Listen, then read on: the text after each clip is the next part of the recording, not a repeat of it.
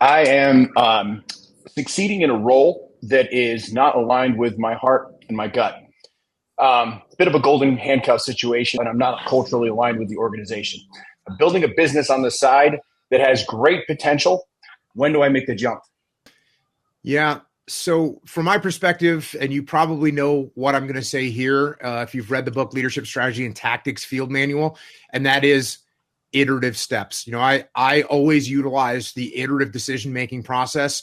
What that means is if I'm out on an operation with Chris and we've got our platoon in a building and we start taking fire from the north, I don't say, hey, everyone, get online. We're going to attack to the north. I don't say that.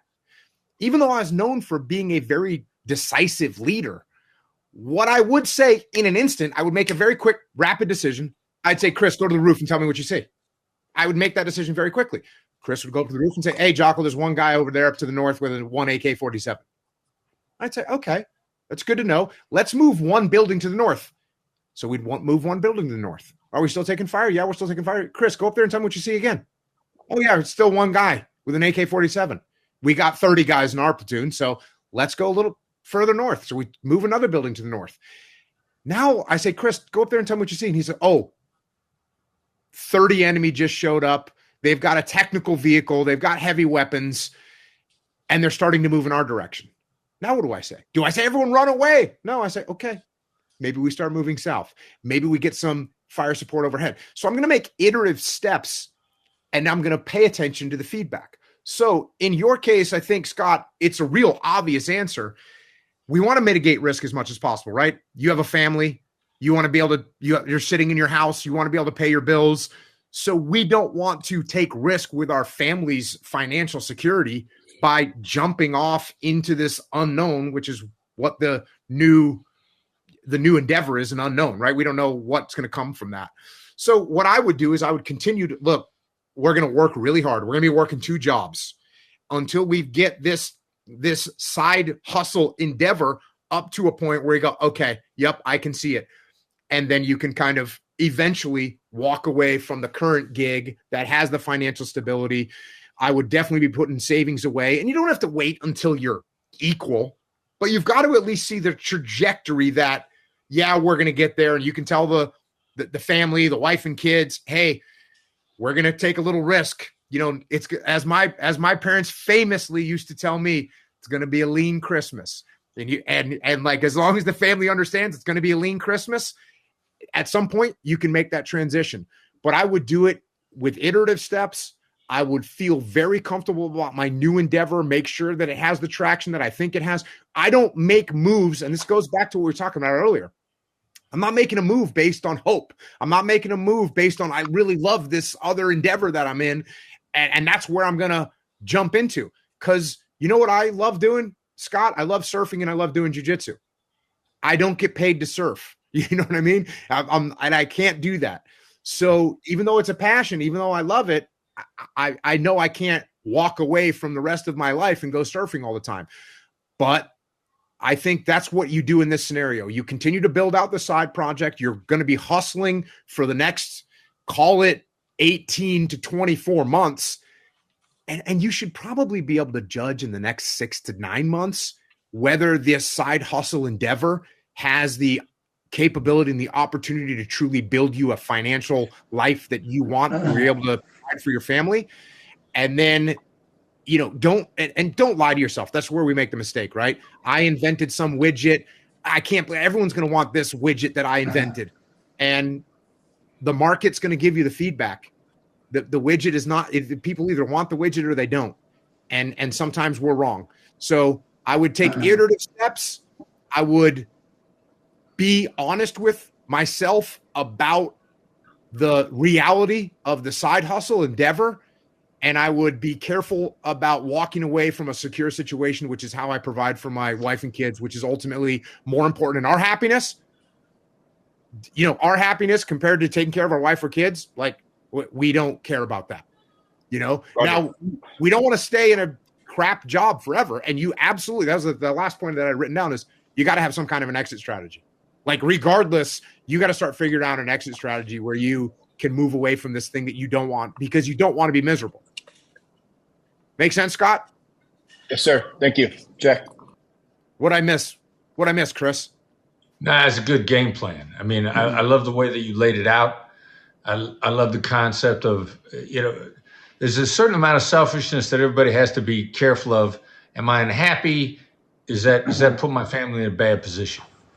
And then if he makes a bad decision based on, the personal happiness at the moment, then, a couple weeks out, he's in a really tough spot because now he's sort of trapped himself by not being able to take care of his family. And team first, and your family's your first team, right? Yeah. And by the way, having a stable income while you're trying to do something else is actually a huge blessing.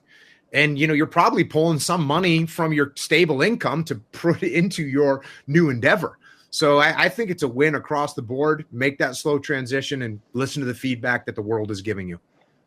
Yeah, agreed. Yeah, data improves design. Execute a little bit, see what kind of data you get back and what it tells you. So if you're trying to extract advice from them on how to advance your career, but what would you be asking them? What would you be trying to delve in to extract some pearls of wisdom from them? Well, my common advice that I give to people if they are looking to get promoted is to not think about getting promoted. And if someone is focused on getting promoted, then just, intent has a smell, and the whole team's looking at them and thinking, oh, Chris is just doing this because he's trying to kiss up to Jocko because he wants that promotion. That's why he's showing up early. Oh, Chris is just trying to turn this information in and do his project, get it done on time so that he looks good and he gets the credit, and everybody smells that. And it ends up creating bad relationships and antagonistic relationships. So when I'm asking one of my leaders, what can you do or what can we do in order to move forward?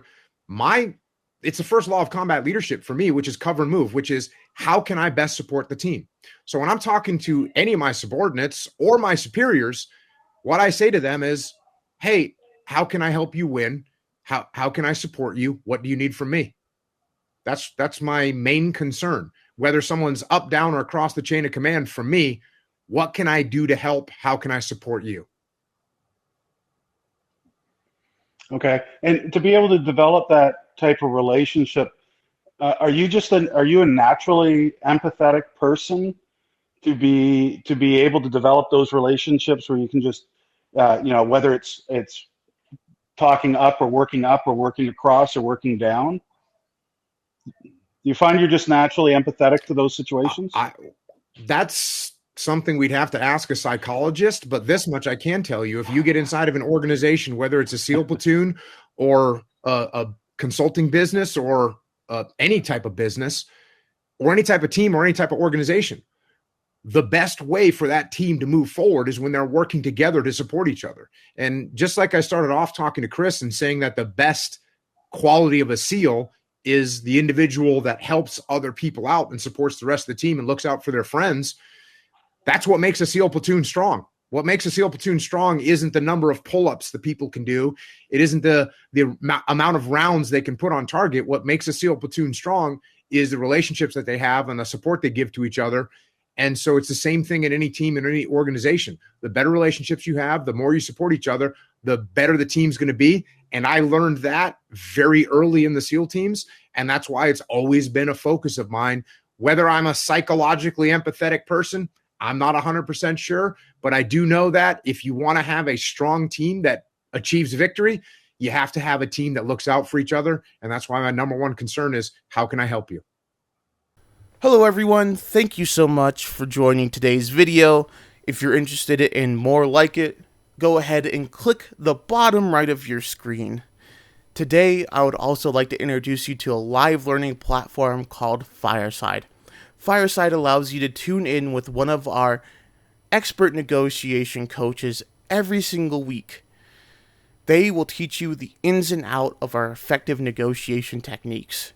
And the best part of it all, you can ask your questions live, just like in this video here. So, the real question is, what's holding you back? The link is in the description below, and I hope you have a great day.